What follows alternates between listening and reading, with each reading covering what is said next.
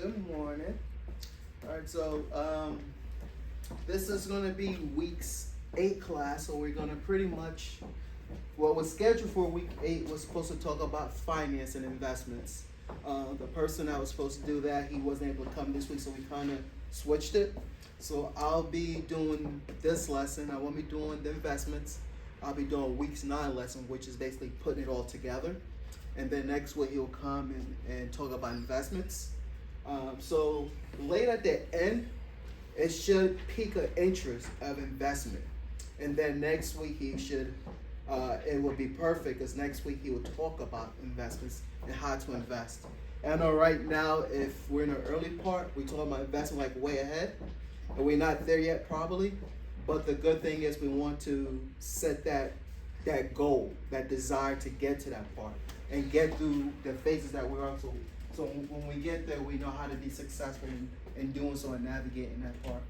So let's go into putting all the baby steps together, going through step 1 to step 7, and I'm going to introduce you to a student that started the same time we started this class on July 14th. All right, so it's a fictional student, but it could be it's real life samples. So this student's name is a couple. It's David and Shannon. Last name is Johnson. They are married. They have 2 kids. Their kids are 8 and 14 years old. They're both currently 45 years old, and they have a combined household income of $115,000, that's the gross amount. They purchased a home in May of 2019. They financed $296,000, and they did it over a 30-year mortgage. The current value of their house is $540,000. They have a balance of $265,000 as of June 2024. So the last month before they started the class, they did an assessment. They realized that's what's their balance. They have 2 vehicles. They have a Honda Accord that has a value of $13,500, and it has a balance. They have a loan of $16,000. The payments on that car loan is $350. They have another vehicle, which is a Honda Pilot. It has a value of $15,000, and the loan that is on it is $19,000. Payment is $425. They also have 4 credit cards. They have a Capital One credit card that has a balance of $3,175. Payments $170. They have a Discover card that has a balance of $2,730. Payments is $145. They have a Bank of America card that has a balance of $4,335. Payments of $165, and a Chase account that has a balance of $1,225 and payments of $55. They currently have $950 in the bank and $75 on hand. The $950 they have in the bank, it's really not a savings because they have bills coming up, and that's going to be going to help the July month's bills. So as good students, they was given homework assignment, and they was told to go ahead and do like a financial statement, all right, which was basically putting together what they own, right, and versus what they owe, and figure out what their net worth was, so they could see where they start off at. So they did that, and this is what they did. They figure out that as of the end of June, they had a net worth of $257,000, and the reason they have that net worth because they own a home, right? Most of the time, if they don't own a home, and if you haven't been really active in savings, you really won't have a net worth. That's a positive. You usually would be really short or negative, right?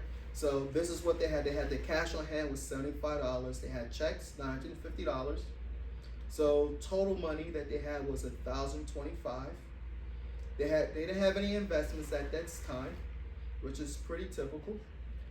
Personal properties they had 2 automobiles. The 2 vehicles had a value of $28,500. The home had a value of $540. They benefit from appreciation in the last few years. So between the total personal property, they have total property of $568,500. So their total assets will be the 569, 525, which makes up the money they had in the bank and these two other properties. Good morning, good morning.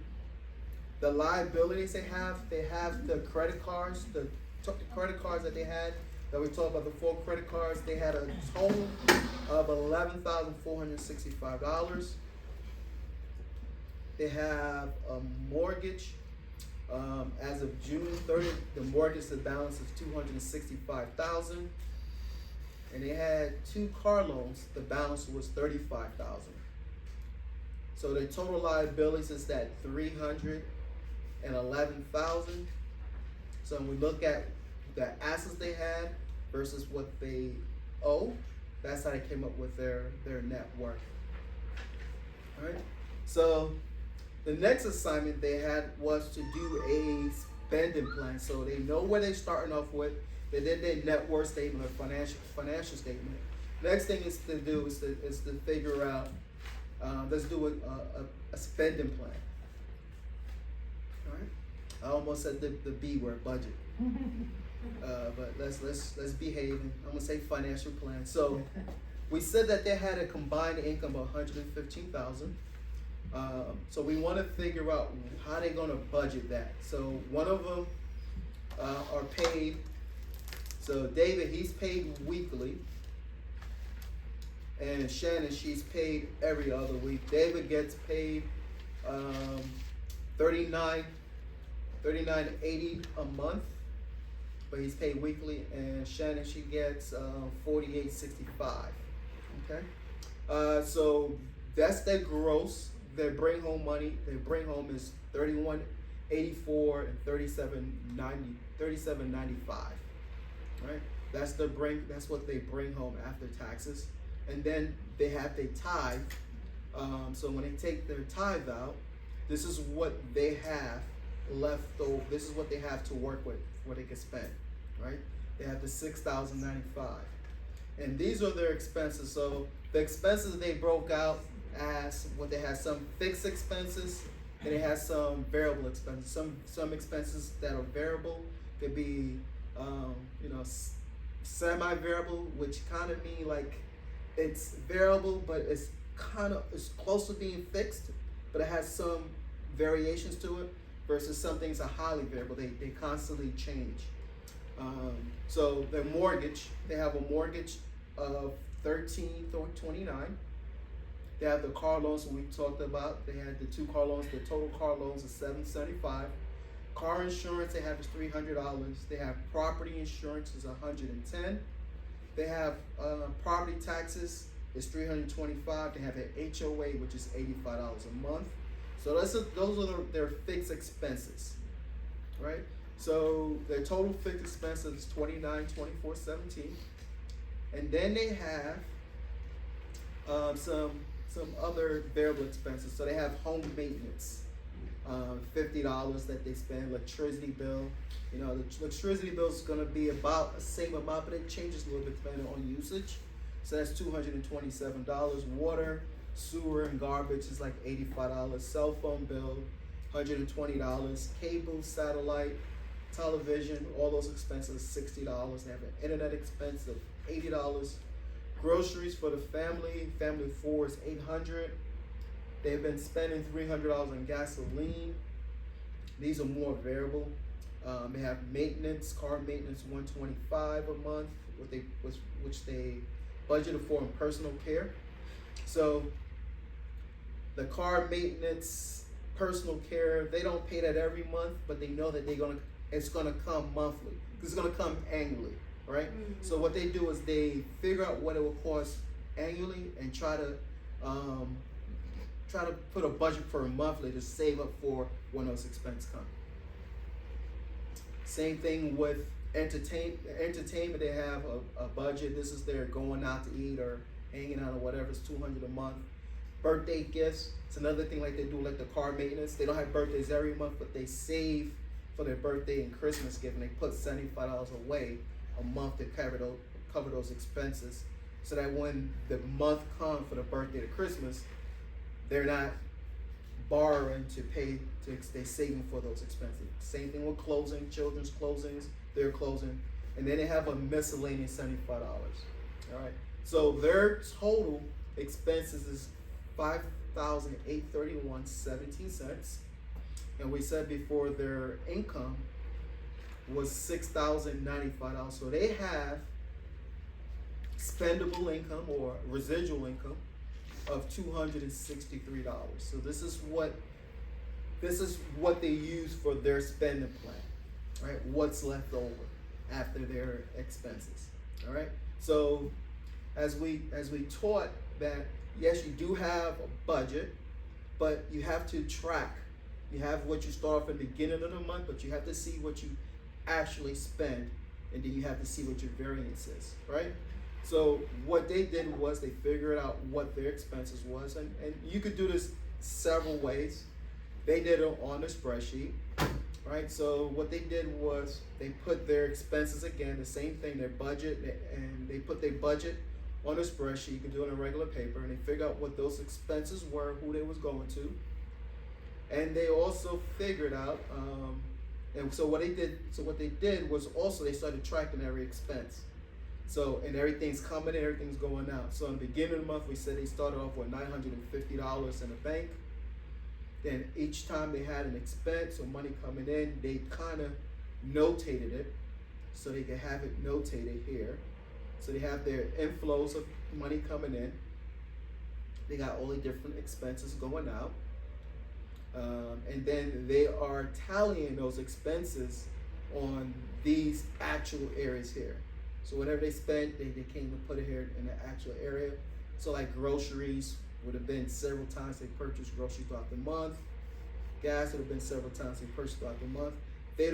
Those will be totaled there. All right, so they know what they know what they budgeted for, they know what they actually spent. And then at this couple, they decided to do a garage sale. Because what they wanted to do was basically take care of the first. What's the first baby step? Anybody remember the first baby step?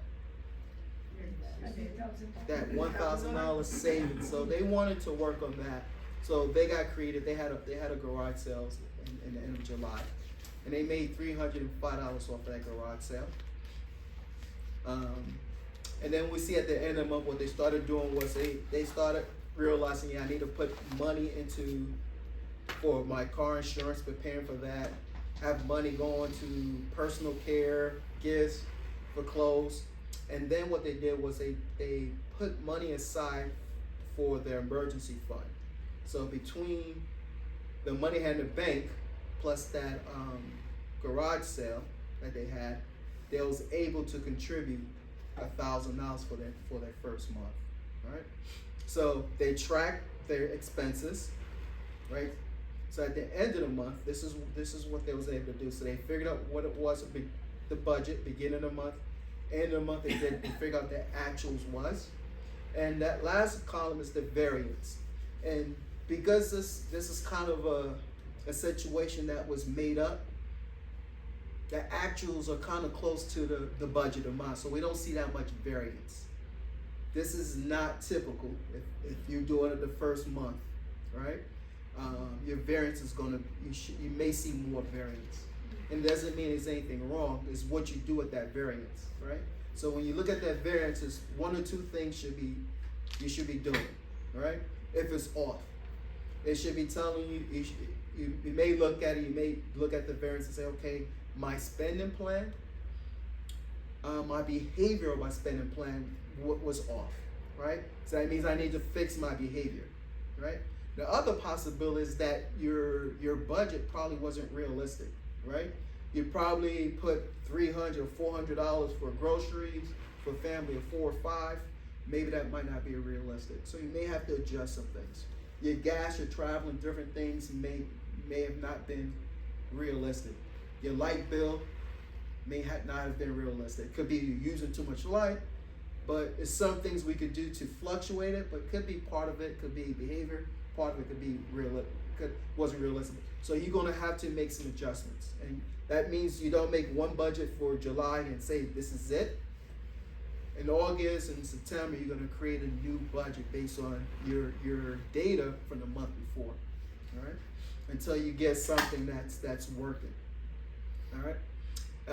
So with their variance for this month, they have budgeted for like $263 would have been their net income, their residual income. They end up having 296, so a little bit more money that they could use for to pay off their other bills, right? Which brings us to this sort of, so they was able to accomplish the first. They was able to accomplish the first goal, right? So the first goal, save $1,000. Again, they did this by having a garage sale. They had they had residual income at the end of the month of $296. They needed $398 additional to make up that, which they had some money at the end of the month. They had at least before we did that transfer, yeah, they had like $1,200 in the bank, so they was able to take some of that money to help with that $1,000. And after they transfer the money, they still have $585. Now be careful. Something that happened to what I did was my first month was that all that extra money I had in my bank, I went and paid bills off because I closed the month off. But keep in mind that you may not get paid on the first, and you may have bills due that first week. So you need to have a little money that's there that you got to think about, what are my expenses I'm going to have at the beginning of the month, and when am I getting paid, and make sure you have enough money to start your new month, right? So don't just completely empty it out. You may need to plan, okay, this is going to save, this is going here, but I may need to hold on to it until I get paid to actually move these stuff over so I can cover my bills in the beginning of the month before I get paid. Sounds like real simple, but I made that mistake. So the next, what we did, so they did the first $1,000. The next thing they didn't want to do was pay off their snowball, pay off their debt using the snowball. All right. So I know y'all talked about the debt snowball. I know we didn't go into the actual calculator. We're gonna do this now for this assignment here. So the debt snowball is basically paying off all our credit card bills, all our debt with the exception of the mortgage. This is generally speaking. All the debt with the exception of our mortgage, we're paying off. And what we're going to do is we're going to pay off the one with the smallest balance to the largest balance, regardless of interest rate. And basically what we do is we get all our creditors. This is a tool that you have this. You get all your creditors and you list down, you talk about what the balances are, you put the interest rates there. Even though we don't pay it off based on interest rate, we want to know what their interest rate is so we can know how the payments and how the balance is going to be paid off in time. So when we look at this example, for David and Shannon, with the credit cards they had and the car loans, they had a total debt. They had total debt of $45,000. Those debt equated to a $1,300 monthly payment. Right? So what they have to pay towards paying off the debt is $1,573. The way we come up with that is just the $1,310 that they're already spending, plus whatever that whatever that residual income is, right? So those between the $1,310 and the $263, which is their residual income, that is what they have to pay their monthly debt off of. And then if we use this tool, what we're gonna do here is select if we want to do the snowball method, or if we select the method that we want, and it gives us the calculation. So we teach the snowball, all right? And this is the snowball method. So if we do this, the snowball method, what we're gonna pay first is gonna be the Chase, then the Discover, Capital One, Bank of America, then the 2 car loans. So regardless of how we put it up here, it's gonna be adjusted over here based off of how we decide we want to pay it off. And if we do this debt snowball, and we do it with the snowball method, we're going to see that our first victory is going to come in 4 months. So this Chase account that had a balance of $11.73, that'll be paid off in 4 months, and then the Discover card will be paid off by our 10th month. So not an additional 10 month, but a total 10 month. Capital One by 13 month will be paid off. Then the next three, by 17, 27, 33 months. So what this is basically telling us is that by April of 2027, so within just under 3 years, is basically two years, 9 months, this person could pay off, just doing the simple things, following the basic steps. They could pay off $45,000 in debt in just over 2 years and 9 months, right? So I know Darrell, he shares his experience all the time, and I know when we hear it, I know when I hear it, without looking at it, I'm like, well, that's a lot of money to pay off in a short period of time. But when you look at this, you can see how realistic it is and how easy it is for anybody to do it, right? So I know we also said that there's other ways of doing it. So the debt snowball, even though it's the way we like to teach it, mathematically it may not be the best choice of doing. I know he mentioned that to you as well. It's not the best choice of doing it, but the reason why we do the snowball is not because of the mathematics, is that because of the victories we get, the opportunities of continuing.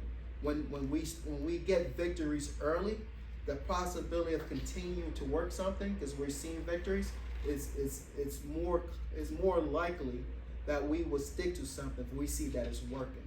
Often things may be working, but if we don't see that it's working, we may quit before we get to our victory. Right before we get to our victory, we may give up. So that snowball is the way we like to teach it. And I will show you that it's not that much of a difference between doing interest first was mathematically correct. So if I did mathematically correct, and I did like they call this an avalanche, was that doing the high interest rate first, we could see that we're still going to be paying off around the same time. But this method saves us like $111, $112 in interest, right? So it's mathematically better this way. But $111 is significant, but it's not that significant for me to try to wait 8 months, then 12 months, and 16 months to see my first victories. The ending point is the same, but on the snowball, I saw my first victory was in half the time. So I'm more likely to continue that. And if I continue it, I'm gonna pay it off. I could do something that's mathematically better, but if I quit, I'll never pay it off if I quit, right? So that's why we teach the debt. That's why we prefer the debt snowball. You use what method you prefer, which one you want. If you know that you need to see the victories, you may want to look at the snowball. If you don't need to see the victory but know it's coming, you can use the avalanche. All right. So going back to and I do. It's just been a minute just to show you this here. So let's look at the pay schedule. So this is the payment schedule here, and you will have this on yours. You see how it would pay off the Capital One, the Discover, Bank of America. This is all being put in. Once you pull in the top, and you select your method, all this is going to be done for you.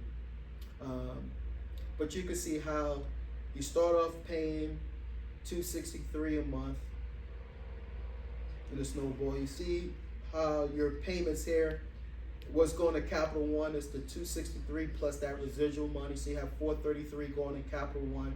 The last month is $382. All the other bills, you're paying your minimum payment. When you pay off the Capital One over here, now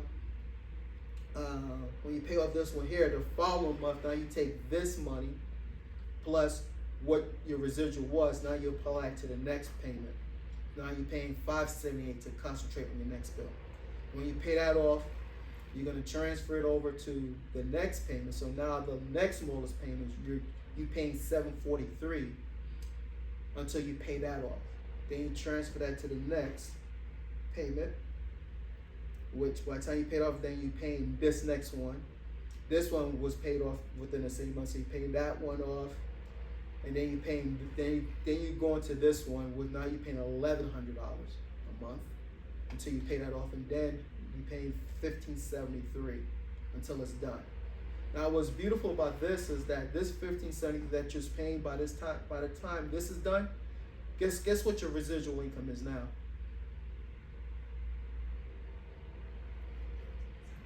This will be your residual income. So that person that was paying $260 something because he had all those other debts of $1,300. When those debts, his money was going towards a debt. Now they don't have it. They don't have his debt anymore. His money belongs to him. All right. So his residual income went from $263 to $573. Now with $573, I see your face. You could do things with that, right? You could do some significant things with that. All right. So let's go back to our scenario. So after we pay off, so the debt snowball, we said we paid it off by April 2027, which is 2 years, 9 months. The next thing is we want to finish the emergency fund. So the first thing, we saved $1,000, right? We saved $1,000, great. But we realized that's not a real emergency fund. That's just a short-term emergency fund while we're paying off our debts. After paying off our debts, we're going to fully fund our emergency fund. It's going to be between 3 to 6 months of living expenses, right? This couple decided they want to have 4 months, right? So 4 months for them, they was able to be done within 12 months. Their monthly expense is now reduced from being $5,600, something like that, to now $4,500. So this is where we see the residual income now is $1,573. Now, it would take them about 12 months to save 4 months of income. So by April of 2028, so this is 3 years, 9 months, they have no debt with the exception of their mortgage, generally speaking, and they have 4 months of expenses saved. So for them, that's roughly about $23,000, right? So 3 years, 9 months. So this is not a baby step here, but they decided to treat themselves a milestone celebration. I like to have celebration milestones. Working hard, we want to be able to do some rewards. So they decided to do a family cruise, right? Family trip, right? For the 4 of them. Now, in the past, they wanted to go on a family cruise or do any type of vacation. The way they paid for it was on a credit card, right? Now that they have the residual income, they could save $3,000 and go and take a vacation. For they could do that in 2 months, save and do a vacation, have it paid for, right? And don't have any more expenses, all right? Carried over debt that's coming with that vacation. Then so after we take care of that, we're gonna do, so we did baby step 1, 2, and 3. Now they go on to baby step 4, and baby step 4, they're gonna do baby step 4 and 6 simultaneously. And I know how to count. I didn't do 5. Baby step 5 was what? See, you got it out there. Saving for college, right? So they're 45 years old. They haven't been saving. They only had when they started, they only had like $950. So the chances of them being able to take care of their children's college fund is not realistic for them based on what they're doing, right? So they're not going to do that. Instead, they're going to teach the kids how to go to school without going into debt. They're going to teach them. It's nice if they would start early. Nice if they had more resources where they could have done it for their kids. But the reality is, it's not not their responsibility to pay for the kids' college. I know a lot of parents, we put that on our as a responsibility, and that's an extra burden on us. And if we could do so, great. But if we can't, don't hold on to that burden. Teach them what to do. That's more important, right? Teach them how to be debt free, how to go to school without having loans, and they could do it. And the book talks about that. All right.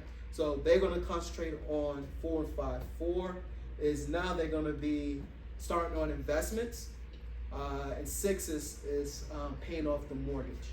Right. So this is what they have. They have. I figured out what they had. So I know what the residual income was. Right. It's $1,574. And one thing I forgot to mention, and I said that they'll be done with their debt snowball in April 2027, right?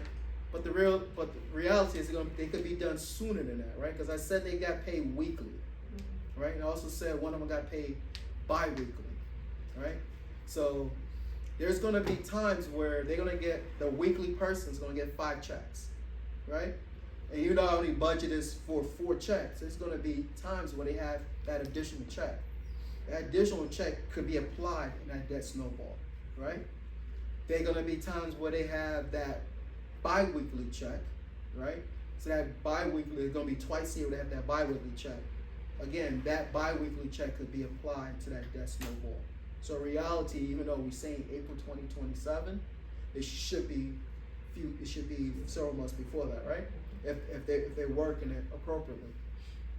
All right. So now for the remainder for paying off the house and residual income, I'm going to average in the annual monthly income. Right. I'm going to kind of average it in just so I can know how we're doing for investment purposes, and we'll go into investments next week. But I figured that since their income was $1,574, if I annualize that, it will be like $1,886. But I also realized that extra paycheck, because if they have the added factor, that extra paycheck was another $6,095, right? So their total annual income, this is what they bring home, will be $24,981. So if I divide that by 12, then now this is what their residual income is. 2,000 average. 2,081 is what they could play with, right? And then we talked about an investment. We're gonna hear about what we typically try to do is 15% of our gross income. So based off of 15% of our gross income for this couple, it would be about $1,437 a month that they want to put aside for an investment. All right, and what's left over from this 2,081 is going to be that $6,444. They're going to paying off their mortgage. All right, and a couple things I like doing when I teach this, but I'm not going to spend as much time. I'm just going to go through it kind of quickly. So I just want to talk, doing mortgage, we talk about the benefit. The book talks about doing a 15-year loan versus a 30-year loan, right? And I'm going to show you real quickly why the benefits of doing a 15-year versus a 30. So this same couple we talked about bought the house in May. If they had financed $296,000, based on rates at that time, this would have been what their payments would have been. And after 180 months of borrowing $296,000,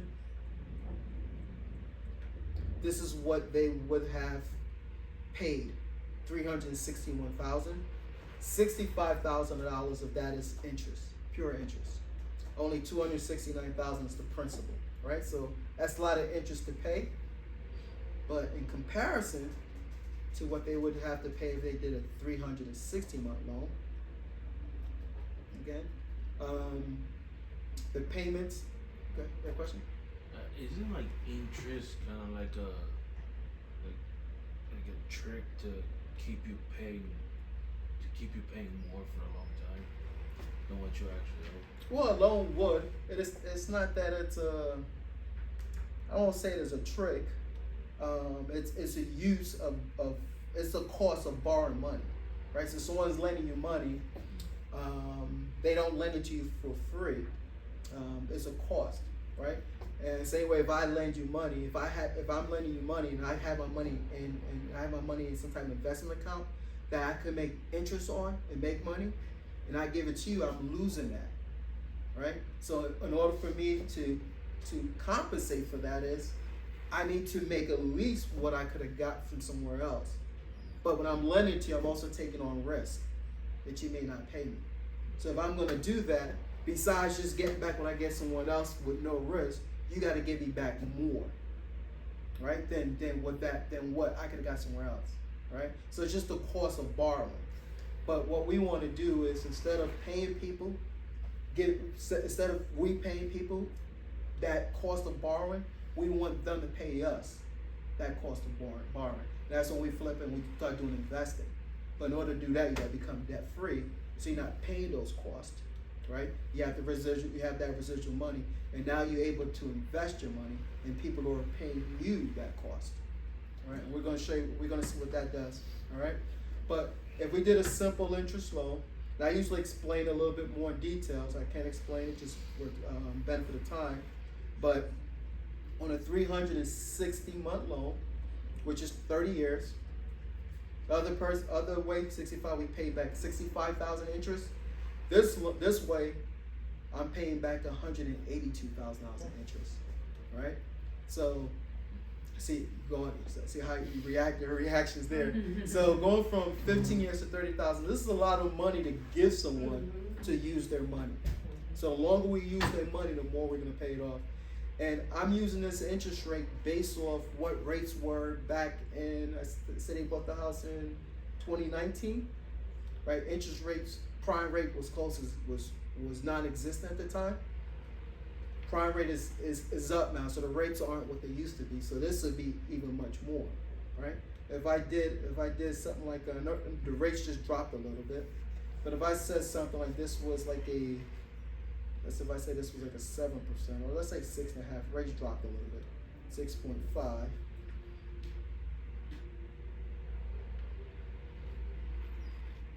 This person would pay $377,000 if they did this today, right? Based on 6.5% rate. You don't want to do that, right?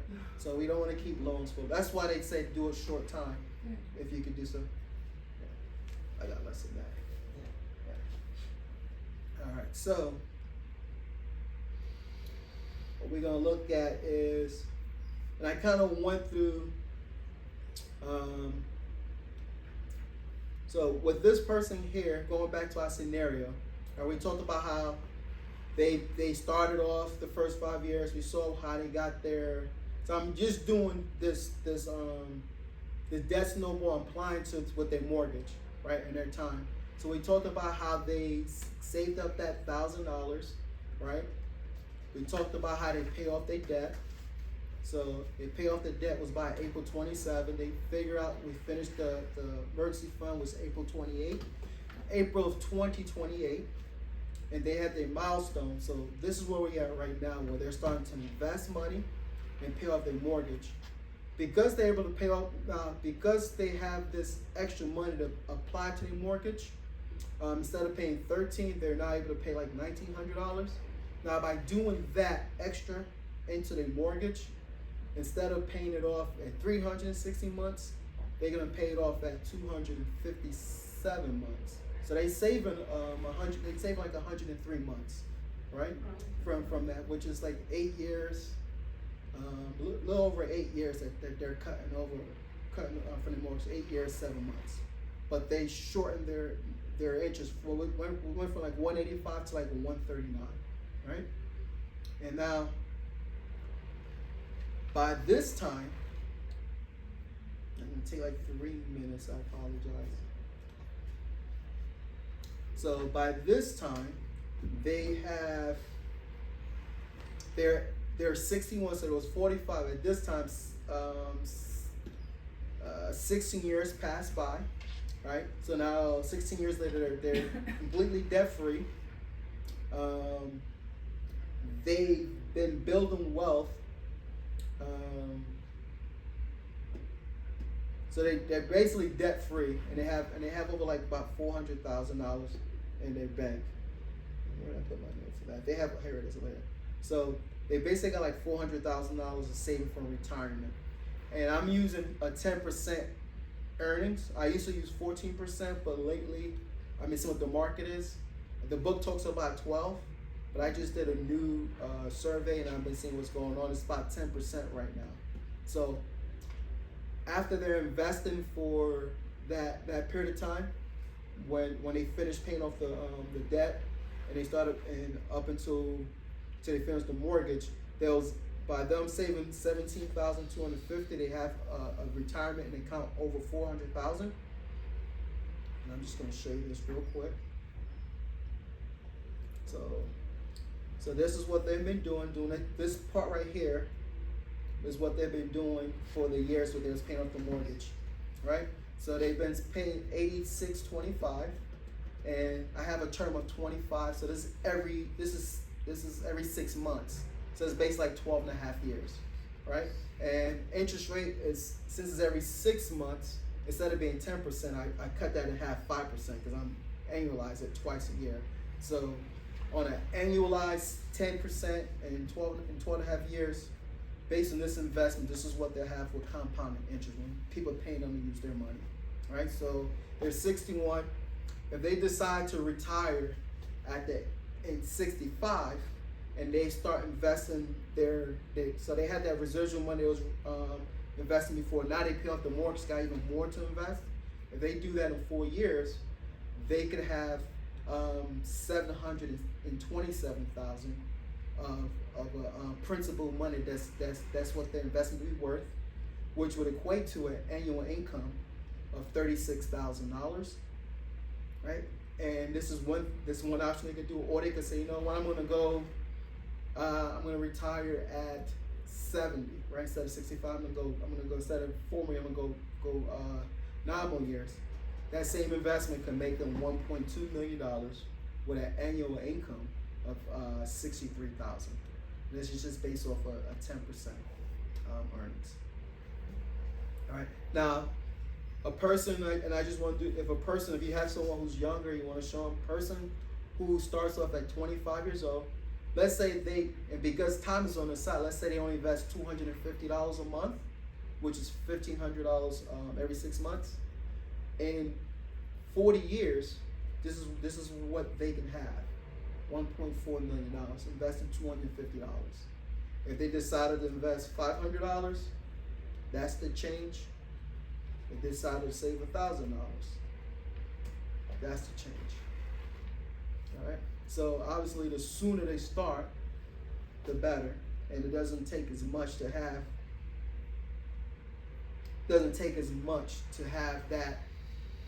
1.4 million, which is more than what this person had, but with so much more investment this person was doing because they started later. All right.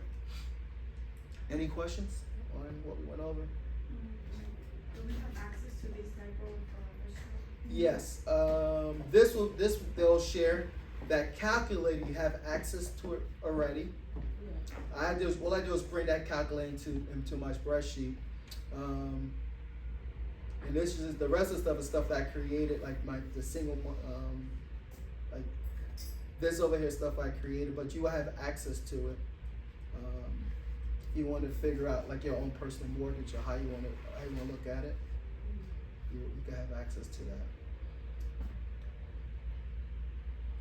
But yes, so we show how that money could work. Next week we're going to show you how to invest in a benefit investment. So I just wanted to just pique your interest on going from being debt free and having some investments.